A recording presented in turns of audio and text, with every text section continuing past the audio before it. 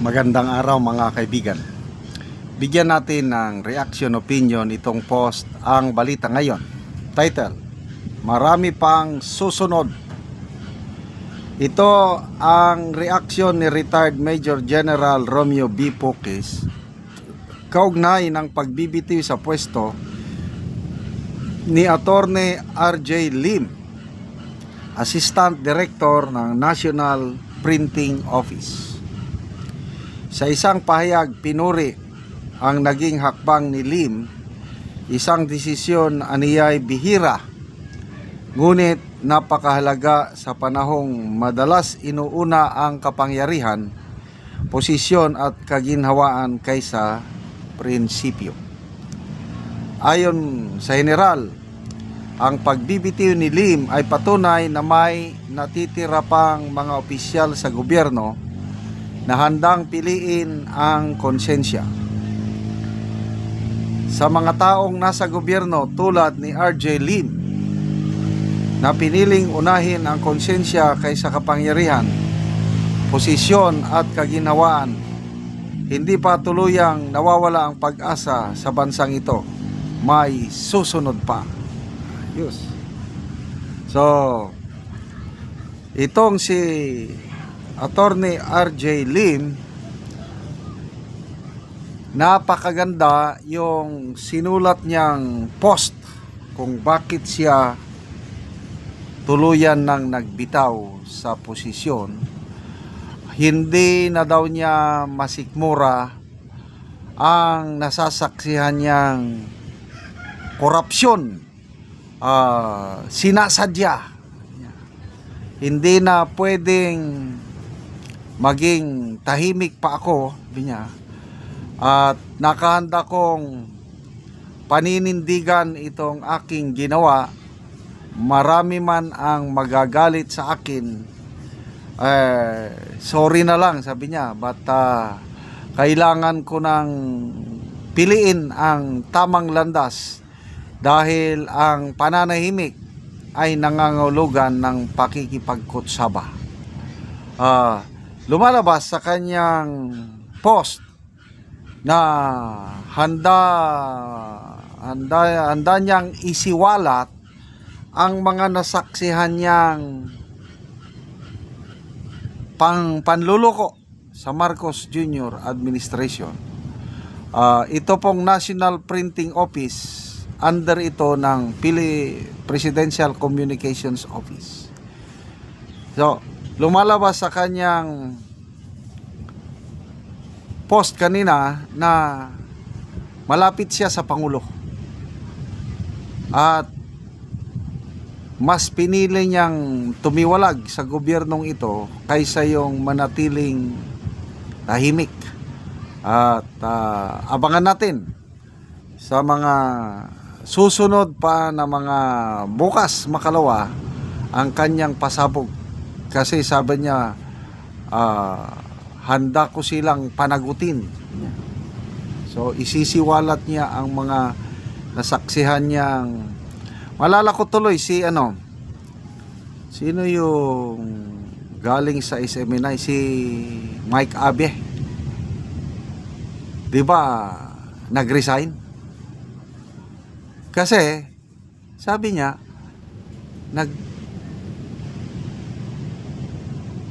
reklamo tayo ng reklamo tungkol sa korupsyon, dito sa mismong opisina natin, talamak ang korupsyon. So, isiniwalat niya ang mga korupsyon nangyayari sa PCO. Believe din ako dito kay Mike Abe dahil may prinsipyo. So, dahil sa kanyang pagsisiwalat sa mga korupsyon sa PCO, I don't know kung inunahan ba siyang sinibak o siya nang nag-resign. Yun ang mga may prinsipyo. So, ngayon, wala na, tahimik na si Mike Abe. At ito ngayon, sinundan ng isa na namang resignation sa PCO, Attorney R.J. Lim. Maliban sa iyang pagiging abogado, napansin ko rin doon sa kanyang social media page, Marami siyang kaibigan na mga PMR generals.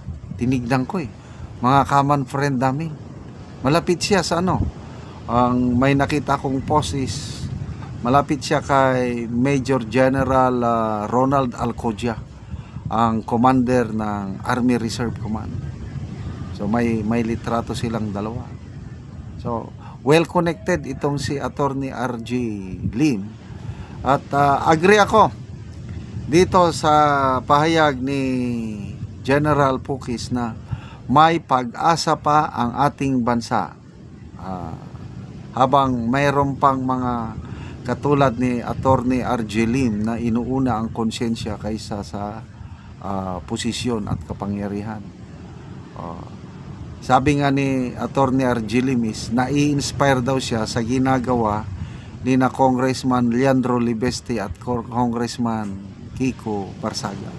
Talagang na hindi po nasayang ang mga sakripisyo nitong dalawang Gen Z kongresista sa ginagawa nila kasi nga nakaka-inspire yung kanilang ginagawa na tignan mo na sa kanyang pakikibaka laban sa korupsyon.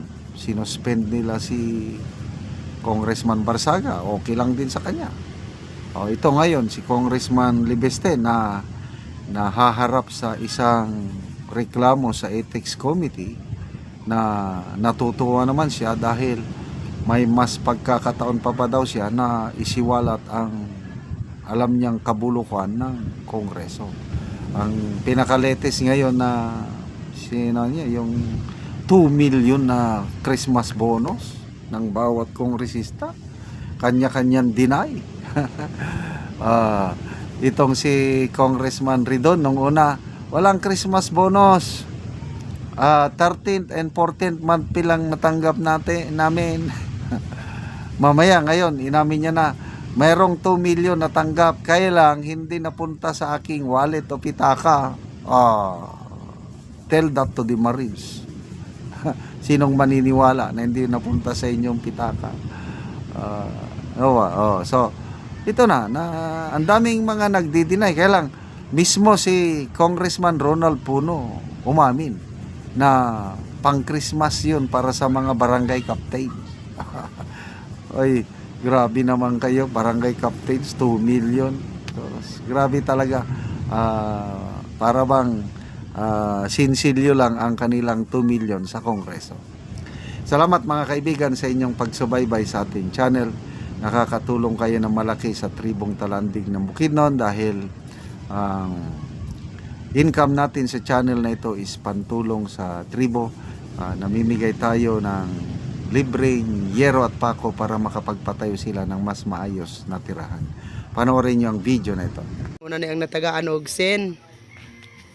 Salamat po kayo sa aning nangatag aning sin kay Nakatop na ka.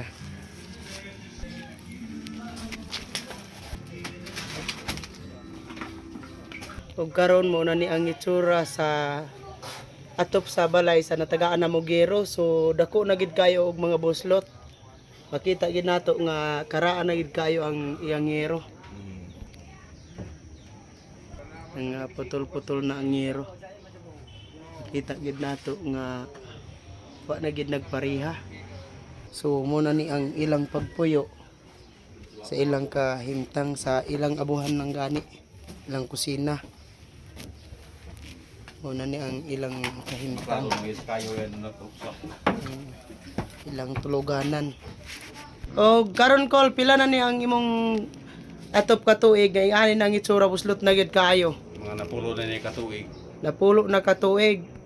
So nga naman kol sa kadugayon na napulo na katuig ang imong balay nga buslot na gid kaayo ang atop wala gid ka nakapuli og atop. Tungod sa karisod manggod kay nakoy kwarta nga makita. Igara po nako i-print sa among mga konsumo, mga kalimito namo sa balay mo ra gyud. Hindi na ko pagauto pagka di na magayon ni mo man akong balay. So naa ka estudyante kol wala.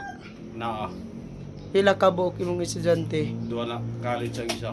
High school. College ug high school. So kuan dito ra gid makuan ang imong kwarta po sa ila. So unsa imong trabaho kol? farmer raman. Mag-uuma lang gyapon. So igo ra gyapon ang imong income. Iyo ra gyapon. Mm. Ginaw sa tabangan ko sa sin Oo. Salamat. kayo. Oo, salamat kayo ko. Tungod sa kadugayon na natabangan gid ko. Sige, sige. Pangandoy ra gyud ako akong gibangandoy. Mm. Matabangan ra gyud ko aron mamalagyan niya akong balay mato. Mm.